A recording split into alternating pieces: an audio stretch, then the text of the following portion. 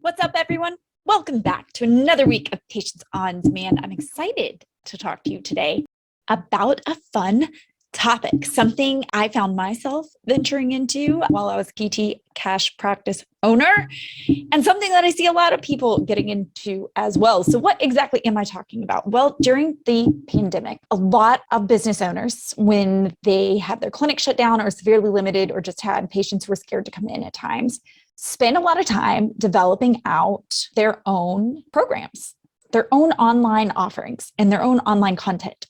And a lot of you, including a lot of our clients, did a fantastic job of doing this.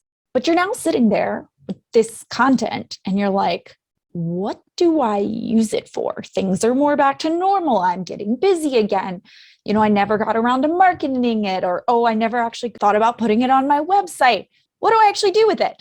And the bigger question out of all that I really get is, can I market my online course? Like, can I put it on my existing website for my clinic, or do I need another one entirely?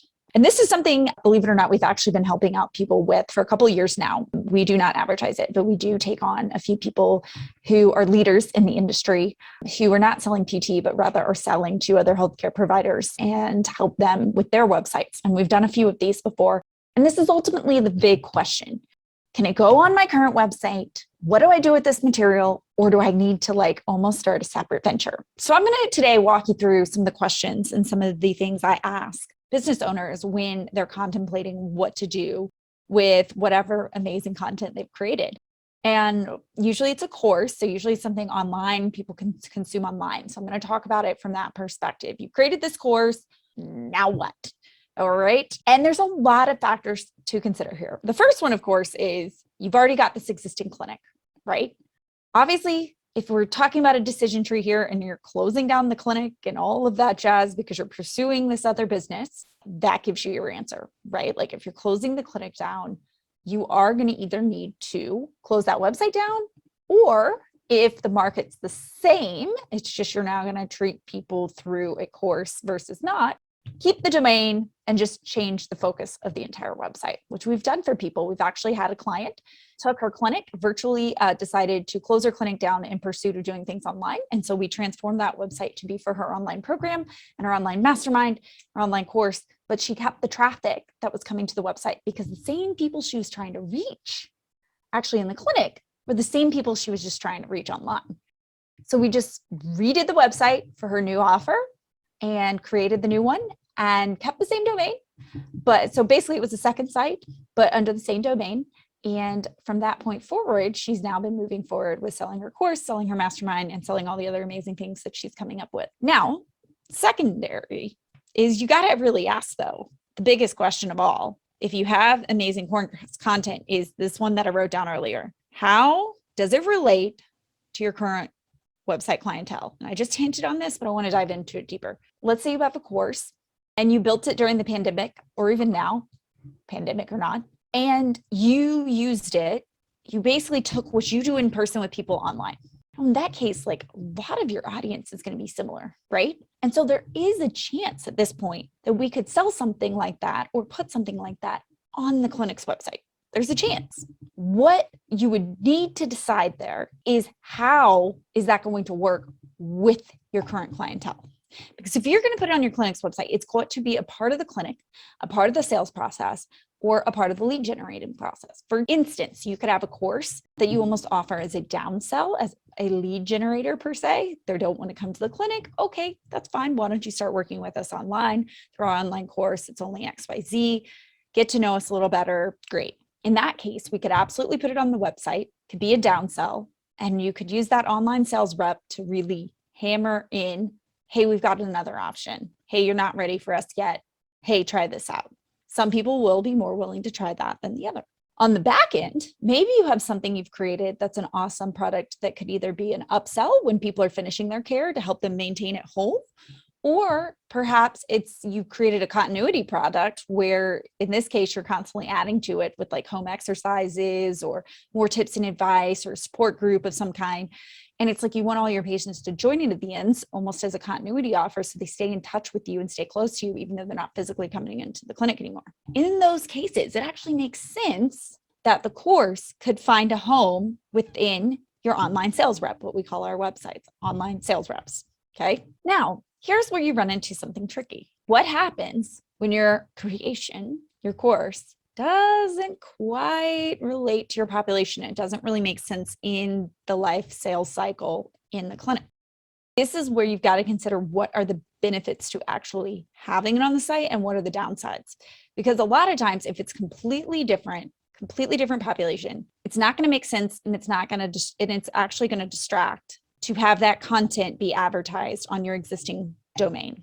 And it will make more sense that you recognize this is going to be marketing to a separate group of people. This is going to take a separate group of marketing effort. This is going to take a separate bit of paid advertising. This is going to take a second bit of SEO and keywords. This is going to be separate. They're not going to be the same for these two products. And as much as it pains you, because it would be a lot easier to say, I'm going to throw a page on my existing domain, this is where you've got to realize your product isn't going to sell unless it's almost a separate entity. And that's a hard realization, because I know a good handful of people have created something amazing, but now that they're getting busier back in the clinic, they're like, crap, this is meant for other people, not the people in the clinic. And they're realizing the enormity of the content they produced and the effort it's going to take to get it to market. And I can say for a fact, like, I've been there. Even if I was there accidentally, did not create P2 website secrets actually and patients on demand on purpose. It was a complete accident. If any of you guys don't know the story, it was a problem I solved for myself in my own clinic to start generating leads after I was on bed rest with my child and couldn't be out marketing, couldn't be out, meeting with people, networking, marketing. I was struggling to get leads because I was on bed rest. Hard to do from your couch. And so I went out and figured out, how can I generate them online? So I still have a practice standing when I come back.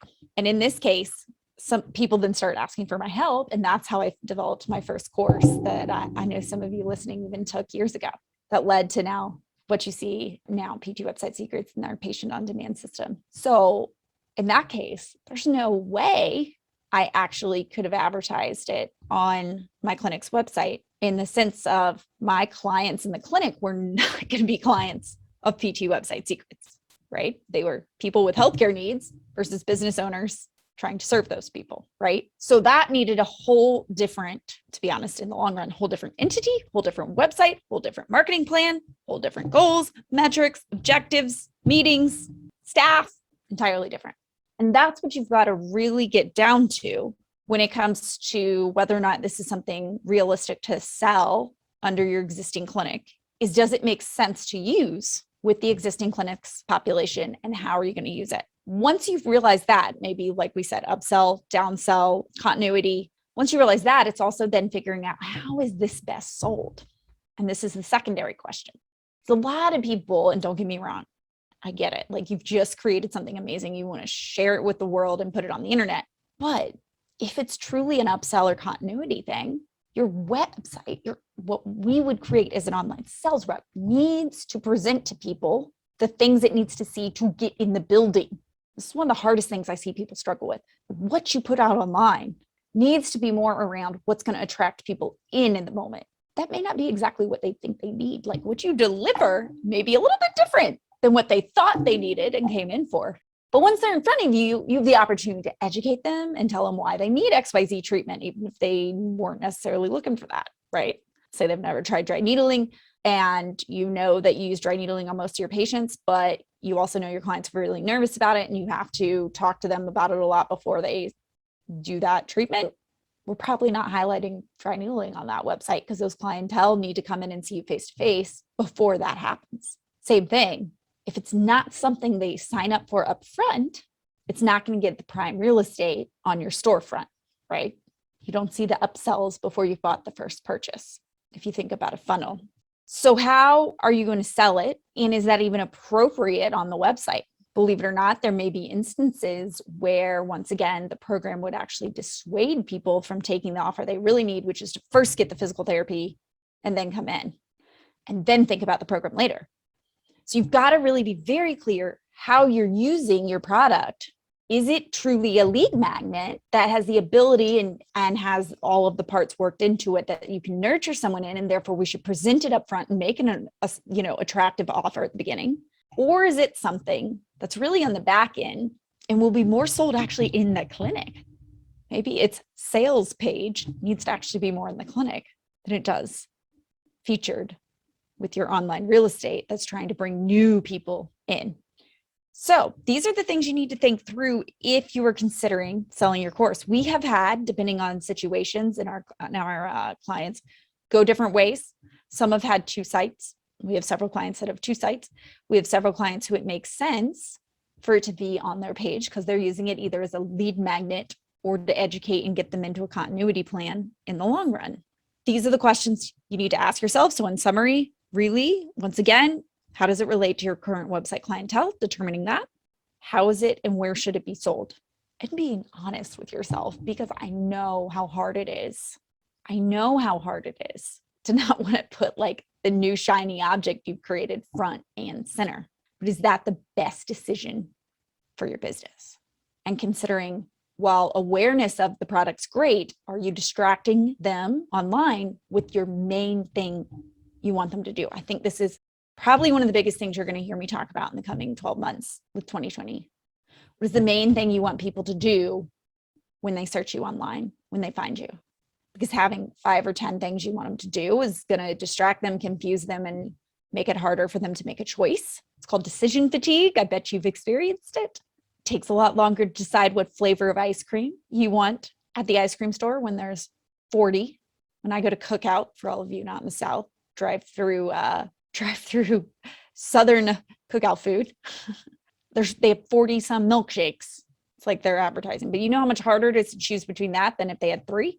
Takes me a little longer. Same thing with your clients. So let's make sure how we're positioning and where we're positioning your online courses is in the right spot. These are just some of the things that we work through with our clients, being their website provider, their SEO provider, getting them ranked top on Google and making their websites online sales reps. These are just some of the things we help them think through, talk through, and then support them through to make live. So if this is stuff you need help with, please feel free to reach out. We'd love to chat. I love meeting new people and seeing how we can help them move their business forward. You can go to ptwebsitesecrets.com/strategy, learn more about us, and set up a time. I've got the calendar up there open and available. And, this is the time. The new year's coming on us. You have business assets you're probably not using. For many people, their actual websites are doing nothing but being a pretty brochure, and they're not actually helping them grow their business. Let's make 2022 a little bit different. Let's make the right tweaks and adjustments you need, and let's talk. So ptwebsitesecrets.com/strategy. Be happy to have a conversation with you, especially if you're in this scenario trying to decide all these details. It is complicated. That's why it's hard. Reflect on these 2 questions, and we'll talk soon. And I'll see you next week. Have a great one. Bye.